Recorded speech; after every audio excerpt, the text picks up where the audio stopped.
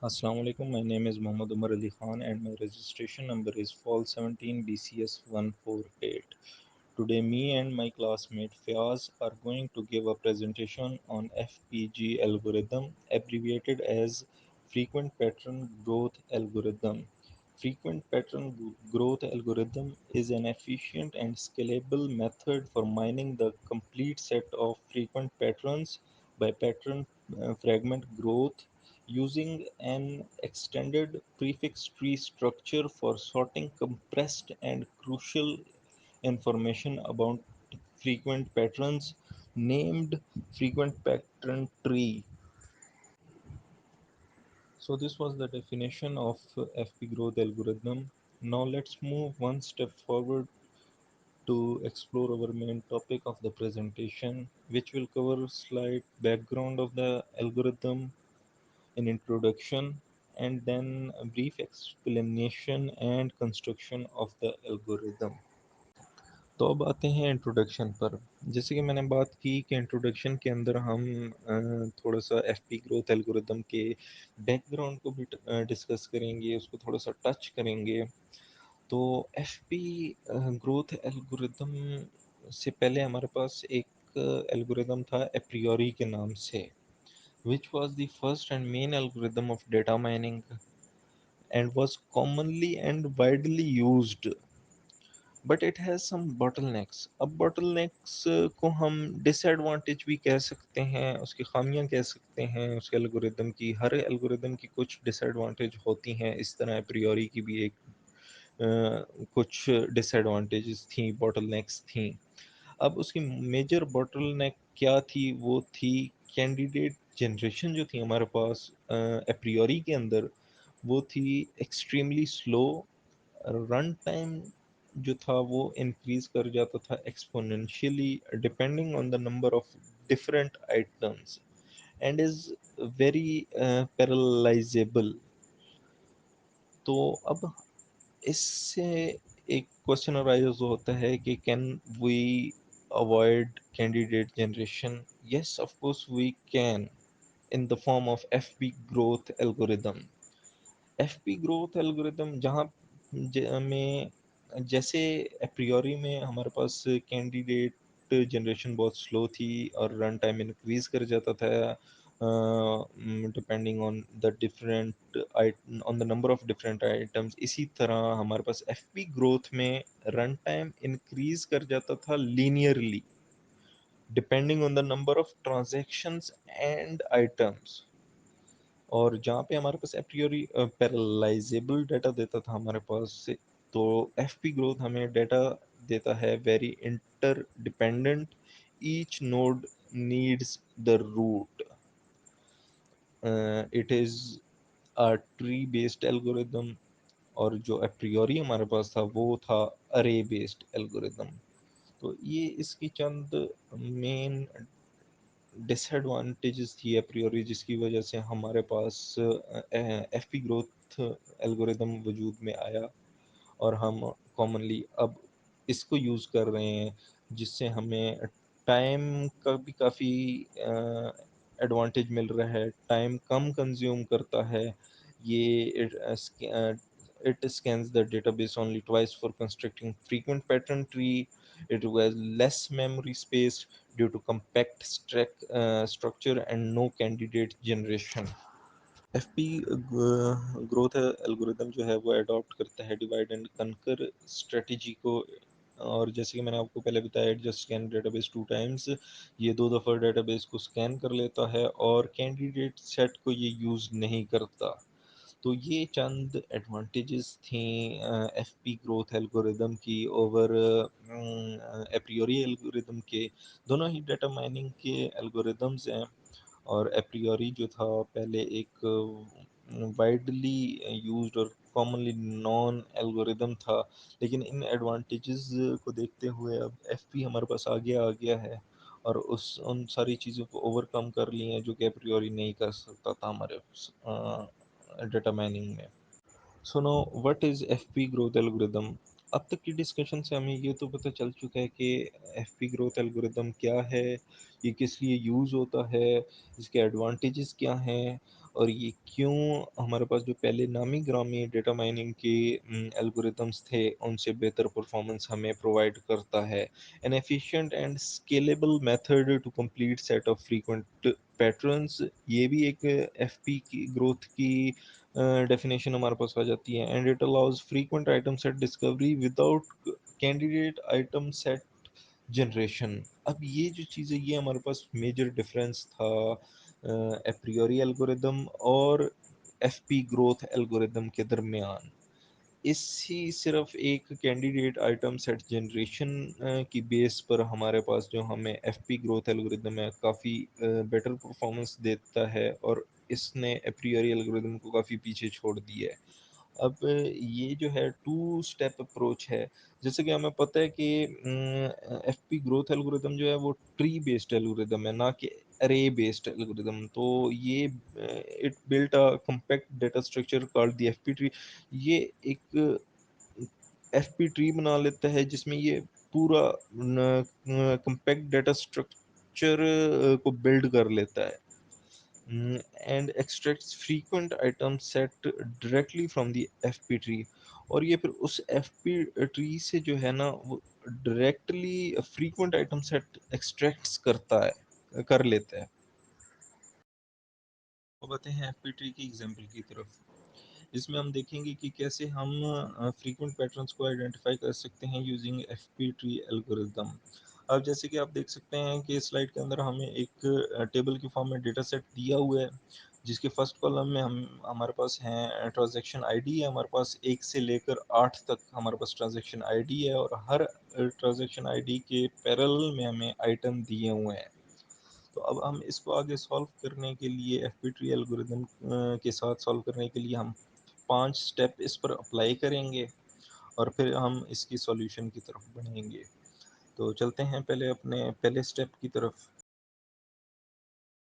Step 1, calculate minimum support count. अब सबसे पहला जो हमारे पास स्टेप है वो ये है कि हम सबसे पहले मिनिमम सपोर्ट काउंट कैलकुलेट करें।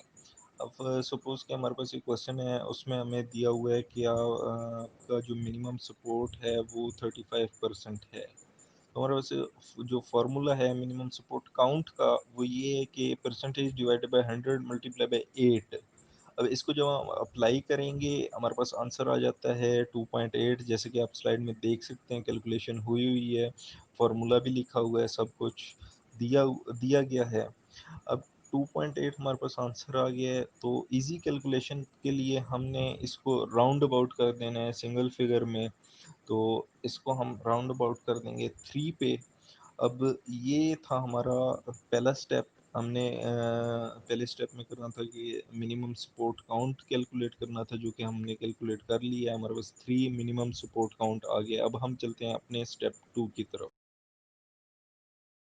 अब स्टेप 2 है हमारे पास find the frequency of occurrence. अब इसमें हमने क्या करना है कि हमने जो फ्रीक्वेंसी ऑफ अकरेंस है वो फाइंड करनी है, और इसके लिए हम क्या करेंगे, सबसे पहले हमने ये करना है जो हमारे पास डेटाबेस दिया गया था। जैसे कि आप देख सकते हैं टेबल 1 में जो हमारे पास डेटाबेस दिया हुआ है ट्रांजैक्शन आईडी और इसके पैरेलल में आइटम्स। तो ये जो आइटम्स हैं इसको लिस्ट डाउन कर लेना है, तमाम आइटम्स को अलहदा अलहदा लिस्ट डाउन हमने पहले कर लेना है, ए बी सी डी की फॉर्म में सारों को लिस्ट डाउन कर लेना है। और लिस्ट डाउन करने के बाद हमने इसका अक्रेंस चेक करना है कि हर आइटम का अक्रेंस कितनी बार आया है। मतलब कि हमारे पास ए है तो उसका अक्रेंस कितनी बार आया हुआ है। ट्रांजैक्शन आईडी 1 में हमारे पास एक बार ए है, 2 में भी ए है तो ये 2 हो गए, 3 में भी ए है, 4 में भी ए है, 5 में नहीं है, 6 में नहीं है, 7 में भी ए हमारे पास मौजूद है। तो ये टोटल इसका अक्रंस हमारे पास आ गया 5। अब टेबल 2 में आप देख सकते हैं कि हमने सारों तमाम आइटम्स जो थे हमारे पास ए बी सी डी और ई, ये हमारे पास आइटम्स थे, और इसकी अक्रंस आ गई है, फ्रीक्वेंसी ऑफ अक्रंस आ गई है हमारे पास, सारों की हमारे पास आ गई है। ए 5 बार अकर हुआ है, बी 6 बार अकर हुआ है, सी 3 बार हुआ है, डी 6 बार हुआ है, ई 4 बार हुआ है। तो ये हमारे पास आ गया सेकंड स्टेप। अब चलते हैं तीसरे स्टेप की तरफ। सेकंड स्टेप हमारे पास आ जाता है आइटम्स को प्रियोरिटी दे देना। तो आइटम को हम प्रायोरिटी देंगे फ्रीक्वेंसी की बेस पे, जो कि हमने अपने सेकंड स्टेप में फाइंड आउट की थी। अब जिस आइटम की जितनी ज़्यादा फ्रीक्वेंसी होगी उसकी उसको हम उतना उस हिसाब से प्रायोरिटी दे देंगे। अब जैसे कि हमारे पास आज सबसे ज़्यादा है 6 फ्रीक्वेंसी, बी की 6 है फ्रीक्वेंसी, तो इसको हमने दे दी प्रायोरिटी 1। अब हमारे पास डी की भी 6 फ्रीक्वेंसी है, तो इसको हमने दे दी 2। अब इसमें हम डी को भी 1 दे सकते थे, दोनों की क्योंकि इक्वल है, सेम फ्रीक्वेंसी है। अब हम जिस मर्ज़ी को पहले कर सकते हैं, वो हमारी अपनी मर्ज़ी है। या हम इस यहाँ पे हमने एक फ्लो में चल रहे हैं अल्फ़ाबेटिकली, इसलिए बी को 1 दे दी, डी को 2 दे दी। अब उसके बाद हमारे पास ए आ जाता है। ए 5 टाइम अकर हुआ है, तो इसको 3 फ्रीक्वेंसी मिल गई। ई को 4 फ्रीक्वेंसी मिल गई, और सबसे लास्ट में सी, जो कि सबसे कम था, उसको हमने 5 दे दी। यहाँ से आगे जितने स्टेप्स रह गए हैं और वैलिडेशन और ग्राफ फॉर्मेशन, ये सब आपको मेरा group member Fayaz Hussain elaborate करेगा। I hope you understood till here. Thank you very much. Assalamu alaikum. My name is Fiaz Hussain and my registration number is 157 from 6E. Our presentation topic is FP growth algorithm using Python. हमने FP growth algorithm को define करना है, उसे explain करना है, उसके steps बताने हैं, उसके बेनिफिट्स बताने हैं और उसकी एक कम्प्लेक्सिटी बतानी है, वैलिडेशन बतानी है, डिफरेंट उसके स्टेप्स हैं वो बताने हैं। जैसे कि कुछ उमर ने बता दिया ये होता क्या है, इसकी एक्सप्लेनेशन और कुछ स्टेप्स। मैं कुछ स्टेप्स मैंने कुछ स्टेप्स बताने हैं। मैं थोड़े थोड़े पहले स्टेप भी बता देता हूँ जो उमर ने बताया। पहले स्टेप में हम ये करते हैं कि मिनिमम सपोर्ट में फाइंड करते हैं।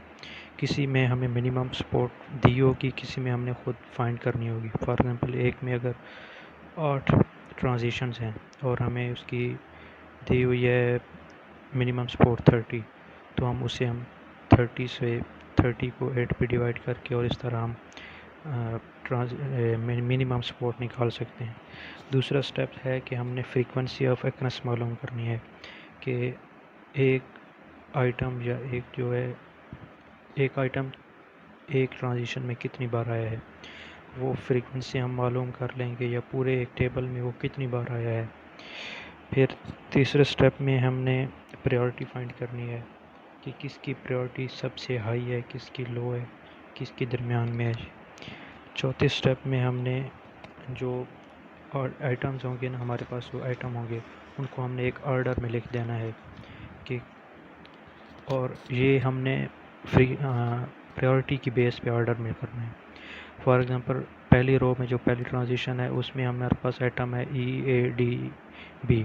तो जब हम पिछले टेबल 2 में देखेंगे कि प्रायोरिटी किसकी हाई है, तो उसके मुताबिक हमें B की सबसे हाई है, फिर उससे कम D की है, फिर उससे कम A की है, फिर उससे कम E की है।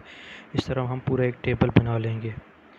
फिर अब स्लाइड 10, जहाँ से मेरा टॉपिक स्टार्ट होता है, जहाँ से मैंने एक्सप्लेन करना है। ये जो मैंने पहले बताया वो उमर ने एक्सप्लेन कर दिया है। इसमें हमने स्टेप 5 जो है ना, पहले 4 स्टेप हो गए, अब 5वें स्टेप में हमने ये करना है कि हमने एक ट्री बनाना है, FP ट्री। जो हमने पिछला टेबल बनाया है ना, टेबल 3, उसकी बेस पे हमने जो ऑर्डर में आइटम को ऑर्डर में किया था, उसकी बेस पे हमने एक ट्री कंस्ट्रक्ट करना है। और ट्री करना है जैसे हमने ऑर्डर में किया है, उन्हीं को हमने एक ट्री में बनाना है। फॉर एग्ज़ाम्पल अब हम देखें तो पहली रो में हमारे पास क्या क्या आता है। पहली रो में हमारे पास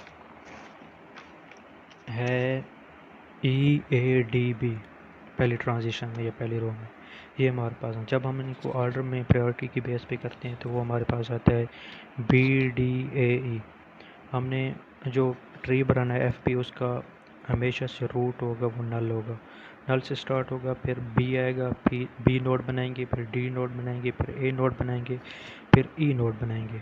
और इन सब की हमने अक्रंस और फ्रीक्वेंसी लिख देनी है 1, और सब की फ्रीक्वेंसी 1 1 है। तो अब स्लाइड नंबर 11 पे आते हैं।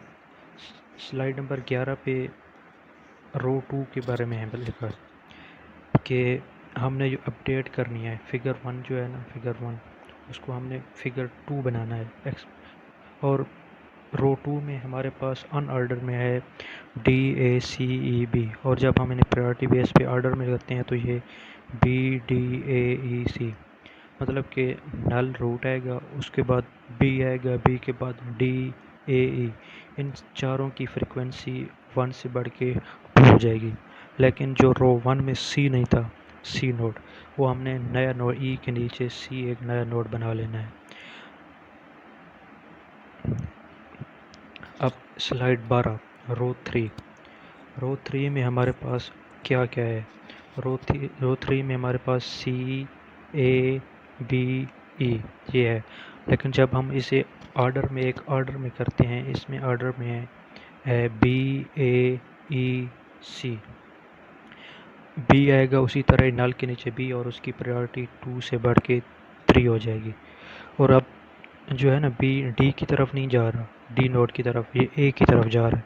तो हमने A एक नया नोड बनाना होगा। फिर A जा रहा है E की तरफ, E A के नीचे E नोड बनाएंगे, फिर E के नीचे एक C नोड बनाएंगे, और इस तरह। और उनकी तीनों की फ्रीक्वेंसी A की भी 1, E की भी 1 और C की भी 1 होगी।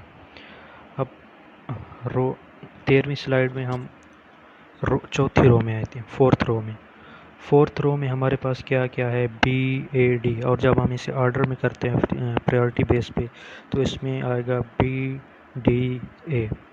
अब B की फ्रिक्वेंसी या अक्रेंस उसी तरह 3 से बढ़ के 4 हो जाएगी। D D अब B से D जा रहा है तो D की फ्रिक्वेंसी या अक्रेंस 2 से बढ़ के 3 हो जाएगी। और A की जो अक्रेंस होगी ना, वो A की अक्रेंस 2 से 3 हो जाएगी।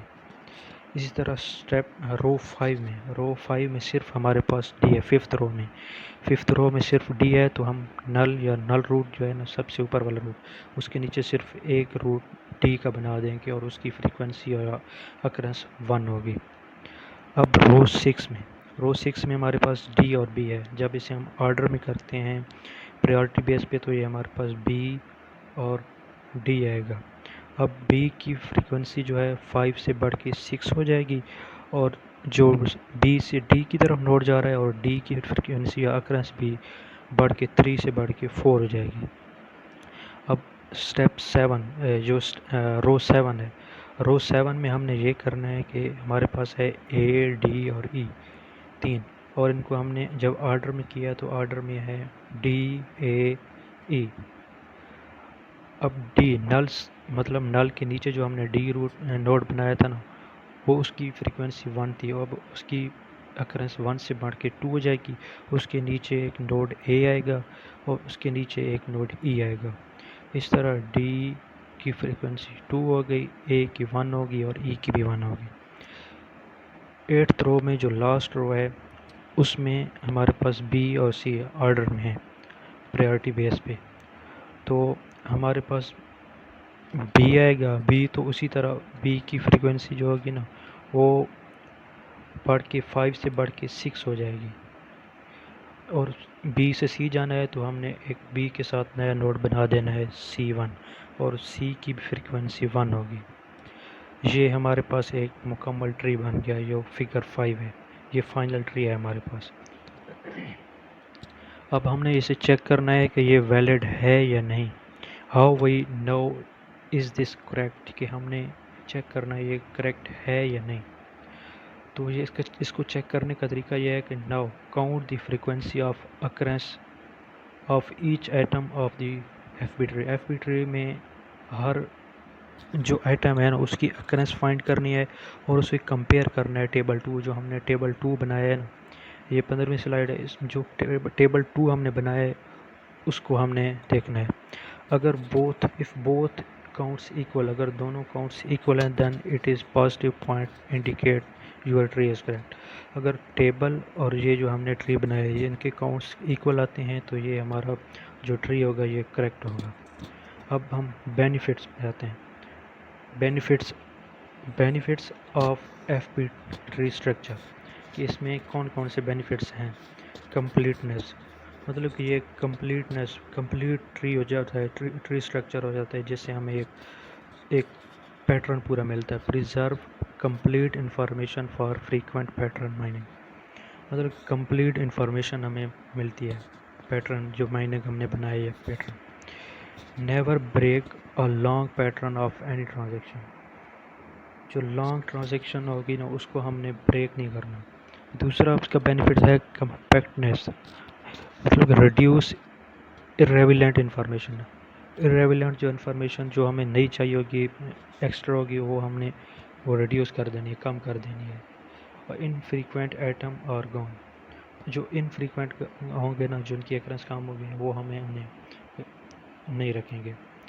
और लास्ट पे हम आता है कि एफ पी ग्रोथ कम्प्लेक्सिटी, कि हमने कम्प्लेक्सिटी चेक करनी है कि एक एफ बी ग्रोथ है उसकी कम्प्लेक्सिटी किस तरह चेक करती है। तो उसका फार्मूला हमारे पास दिया है कि हेडर काउंट्स, जो हमने हेडर काउंट फाइंड करना है उसका square multiply with depth of tree. इन दोनों को जब हम मल्टीप्लाई करेंगे तो हमारे पास एक आ जाएगा कंप्लीट, हमारे पास एक कंप्लीट आ जाएगा वो ग्रोथ कम्प्लेक्सिटी, जो हमारे पास कम्प्लेक्सिटी होगी